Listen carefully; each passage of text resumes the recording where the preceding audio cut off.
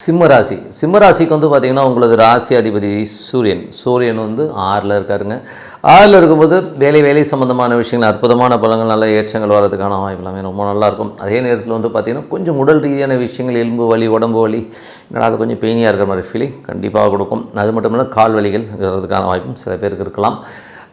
மற்றபடி வந்து பார்த்திங்கன்னா உங்களுக்கு 2 மற்றும் 11ஆம் அதிபதியான புதன் இப்போ வந்து உங்களுக்கு 7ல் இருக்கும்போது நல்ல ஏற்றங்களையும் நல்ல லாபங்களையும் சுப நிகழ்ச்சிகள் சார்ந்த விஷயங்கள் நடக்கிறதுக்கான வாய்ப்பு எல்லாமே அற்புதமாக இருக்குது.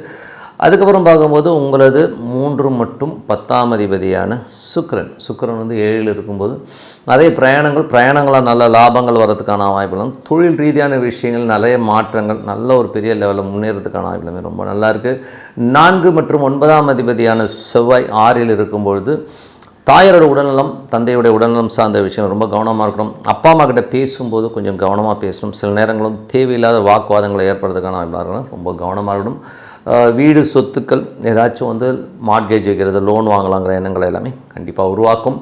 சிம்ம லக்னமாக இருந்து உங்களுக்கு வந்து பார்த்திங்கன்னா என்ன மாதிரி விஷயங்கன்னா சிம்மத்தில் வந்து பார்த்திங்கன்னா உங்களுக்கு 5ஆம் அதிபதி 8ஆம் அதிபதியான குரு 11ல் வக்கரமாக இருக்கும்போது பெரிய லாபங்கள் நடக்காதுங்கிற ஒரு விஷயம் திடீர் நடக்கிறதுக்கான வாய்ப்புகள் எல்லாமே அற்புதமாக இருக்கும். ஒரு விபரீத ராஜயோகம் நடக்காதுன்னு சடனாக ஒரு பெரிய அமௌண்ட்டோ பெரிய ஒரு லாபங்கள் வர்றதுக்கான வாய்ப்புலாம் ரொம்ப சிறப்பாக இருக்கும். அதுக்கப்புறம் பார்க்கும்போது உங்களுடைய 6ஆம் மற்றும் 7ஆம் அதிபதியான சனி 8ல் இருக்கும்பொழுது வேலையில் ரொம்ப கவனமாக இருக்கணும். கணவன் மனைவிக்கு உள்ள வாக்குவாதங்கள் ஏதாச்சும் அவங்க குடும்பத்தை இவங்க திட்டுறது இவங்க குடும்பத்தை அவங்க திட்டுறதுங்கிற மாதிரியான விஷயங்களில் கொஞ்சம் அவாய்ட் பண்ணிட்டீங்கன்னா இந்த ஸ்ட்ரெஸ்ஸஸ் வராது.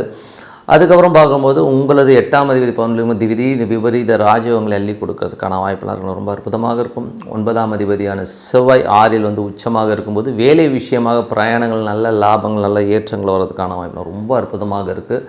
அதில் வந்து பார்த்திங்கன்னா வேலையில் வந்து நம்ம நினைக்கிறது ரொம்ப பெரிய லாபங்களை அள்ளி கொடுத்துரும். நல்ல ஒரு வெளியூர் வெளிநாடு ஏதாச்சும் ஒரு ப்ரொமோஷன்ஸோ இல்லை வேலை மாற்றமோ கிடைக்கிறதுக்கான வாய்ப்பு சில பேருக்கு ஏற்படலாம்.